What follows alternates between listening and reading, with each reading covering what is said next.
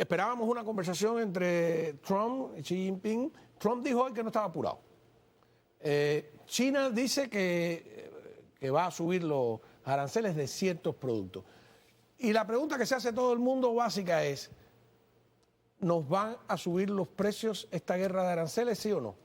La implementación, como está pautada, de aranceles es inflacionaria, que no le quepa duda a nadie.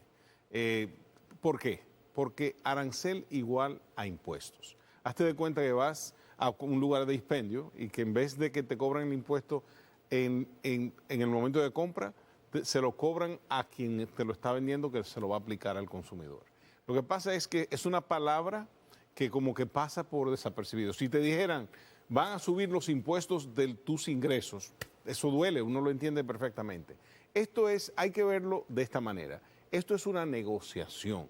Sabemos ya que el presidente Trump ha utilizado este instrumento anteriormente y sobre todo para llevar a la mesa y tener diríamos, el primer golpe en el boxeo. Es que quien da primero da dos veces. Entonces, aquí estamos hablando de que tienes un presidente que tiene una postura que anunció que lo iba a hacer, donde los Estados Unidos tiene que estar primero en la mesa, donde los intereses estadounidenses son primero, y esto es una medida para poder llevar a la negociación y él tener, diríamos, la agenda. Lo que hay que entender aquí es que el presidente ha puesto a los Estados Unidos primero y segundo, que es dueño de los titulares, no solo de Estados Unidos, sino del mundo, y el mundo está reaccionando, no accionando, sino reaccionando. Entonces, pero si te preguntas, aranceles es igual a impuestos. Pregúntense ustedes, ¿qué pasa cuando los impuestos de su casa suben? O cuando suben los impuestos cuando vas aquí en Miami, hubo una guerra bélica por medio centavo del sales tax una vez por un tema el de la gasolina de Alex Penela. Medio centavo. Entonces imagínate que te suban los impuestos de venta. Es lo mismo. Ahora, hay que entender, distinguir entre una postulación o un posicionamiento y una ejecución. Ahora, lo otro es que pone de relieve los temas que lo llevan a la mesa. O sea, hay que entender que la China vende 460 billones de dólares más que le importa a los Estados Unidos que lo que los Estados Unidos exporta a China.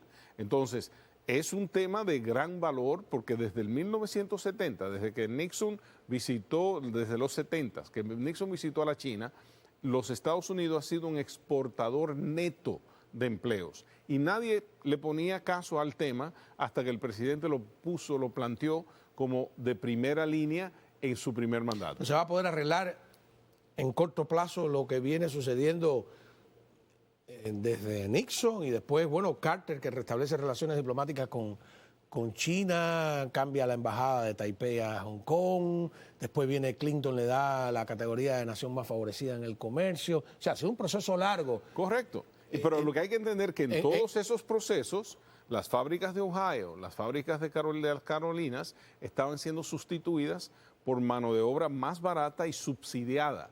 O sea, hay que entender que no es que la enviaban, no, la enviaban a una economía donde estaban subsidiando sus empleos. Claro, muchas de esas movidas eran piezas geopolíticas en el momento de la Guerra Fría. Era traer la contrapartida de China ante la Unión Soviética en ese entonces, y entonces esto era parte de una pieza, pero hoy día no ese es el caso. Hoy día es el caso de que la manufactura en Estados Unidos prácticamente desapareció. Yo cuando era niño, habían zonas de la ciudad de Nueva York que en su totalidad eran fábricas. Pero eso, desde el punto de vista teórico, en la época de Clinton y de la globalización, parecía un buen negocio, ¿no? Tenemos productos más baratos, los empresarios norteamericanos, que hay un tema de ética y de derechos humanos incluso, tienen una empleomanía que no se va a huelga, que no protesta, que no pide aumentos porque el gobierno la controla, y fuimos cómplices de todo eso. ¿Cómo vamos a revertir? Bueno, en Estados Unidos hay cientos de miles de casos donde ese no era el factor. Lo que hay que entender aquí, y recuerdo uno en particular en Massachusetts, donde se quemó la fábrica, donde esta institución mantuvo la fábrica, no obstante la competencia china, no obstante el fuego, le pagó el salario a los laboradores. O sea, hay cientos de casos. Los Estados Unidos siempre ha sido muy acogido a sus empleados. Lo que pasó en ese transcurso fue que China pasó de una economía agraria a una economía industrial. Entonces, subsidió gran parte de la calidad de vida que mantenía el americano. Eso funcionaba porque, si recuerdas, la palabra inflación no existía en el léxico americano por casi 20 años. O sea, por casi 20 años, los precios de la calidad de vida del americano, donde no le subían su salario, donde no había inflación, también había sido subsidiado por China. Porque esos productos que terminaban en nuestras costas eran productos de un subsidio de un acuerdo que había entre China y el mundo. Bueno, cuando regresemos de la pausa, yo tengo una pregunta que es más política que económica. En 2 años hay elecciones. Xi Jinping no tiene ese problema, no tiene elecciones en 2 años. ¿Va el electorado que le va a subir el precio a entender la estrategia? Económicamente, ¿en 2 años hay tiempo para que vuelvan a estabilizarse los precios o en 2 años los precios estarán altos? Esa pregunta cuando volvamos de la pausa. Estamos hablando con el economista Iván Jiménez y yo había dejado una pregunta pendiente. ¿Tendrá paciencia el electorado para dentro de 2 años, si los precios están altos, volver a elegir una mayoría republicana en el Congreso, o esto le pasaría factura a los republicanos? Creo que hay muchas piezas movibles todavía, donde el resultado que postulas no sabemos cuál va a ser. Creo que también hay que tomarlo en el contexto. ¿Qué pasó?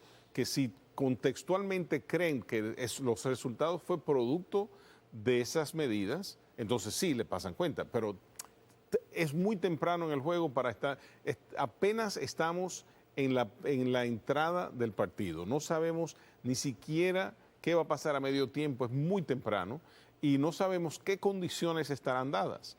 Entonces, no sé qué podrá pasar. Lo que sí sé es que el monstruo político y el monstruo económico a veces van a la par, que depende de cómo se enmarque. Porque lo que han sido, de lo que el Partido Republicano ha sido muy eficaz, ha sido enmarcando la percepción que muchas veces, yo he venido acá hablando de lo bien que estaba la economía, aunque todo el mundo decía mal, pero en realidad los números me validaron y fue que se crearon cientos de miles de empleos, no obstante en la Reserva Federal de manera consecutiva subió las tasas de interés para parar eso. Y yo casualmente recuerdo, claro, que en una exposición de radio le decía, la economía americana está en una posición envidiable. Y ahí pasó, usted tiene razón, algo curioso, porque se suponía que al subir las tasas de interés iba a frenar el empleo. Correcto. Y no pasó. Entonces la gente, cuando te decían, el empleo va bien, digo, bueno, eso es un fracaso de la subida de impuestos.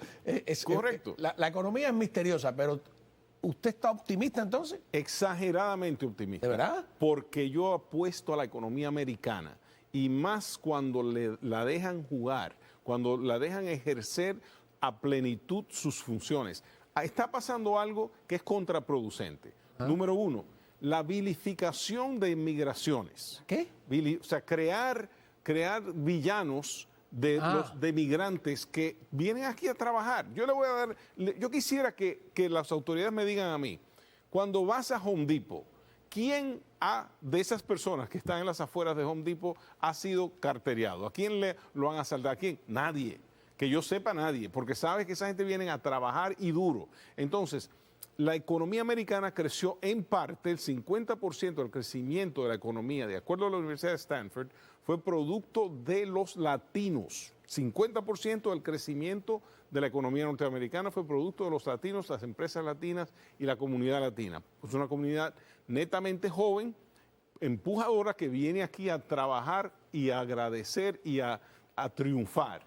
Entonces, si crea de esa comunidad villanos que no lo son, lo que estás haciendo es quitándole el balón a uno de los mejores jugadores y dándosele a otro que no existe. Eso es por un lado. Por otro lado, es que la economía americana tenía mucho espacio para mejorar. Habían muchas regulaciones absurdas y posiciones absurdas y no había un líder, no había una persona que era el cheerleader de la economía. No existió. Tampoco hubo en la administración un grupo de personas que habían sido CEOs de empresas, o sea, personas que han dirigido cientos de miles de dólares y han manejado empresas privadas. Eso no existió en 4 años. Entonces, ahora tienes otra administración con una postura pro negocios, con una economía sana. Hay que entender que cuando Obama tomó el gobierno, el mes siguiente despidieron a más de 700,000 personas y el mes que le siguió 800,000. Cuando Biden entró, estamos en medio de COVID con escasez de todo. No había papel higiénico, no había de nada. Ahora tienes una administración que entra con una economía en puro crecimiento, con unas tasas de interés en declinación, con inflación con un destino hacia abajo y una administración pro negocios. Entonces, esas son por lo menos los ingredientes de uno de los mejores crecimientos, de los mejores ingredientes para producir un resultado formidable en la economía. Es decir, que usted está de acuerdo con la política económica, pero no con la migratoria.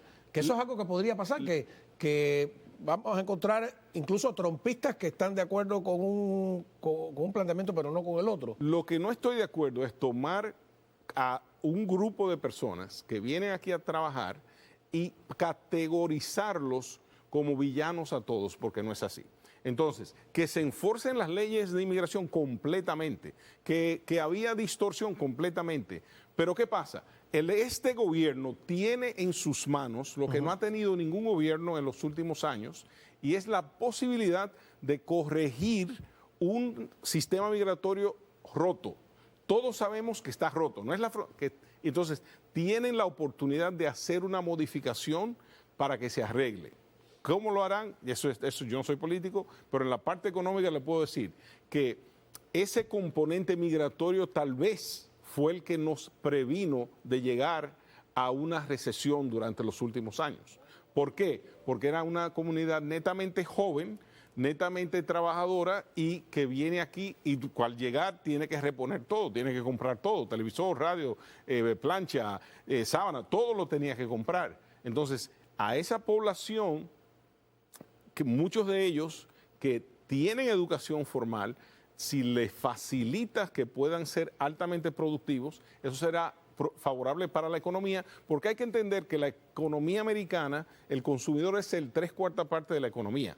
Y lo otro que hay que entender es que el cohort de norteamericanos tradicionales tiene una edad promedio de 60 años o más.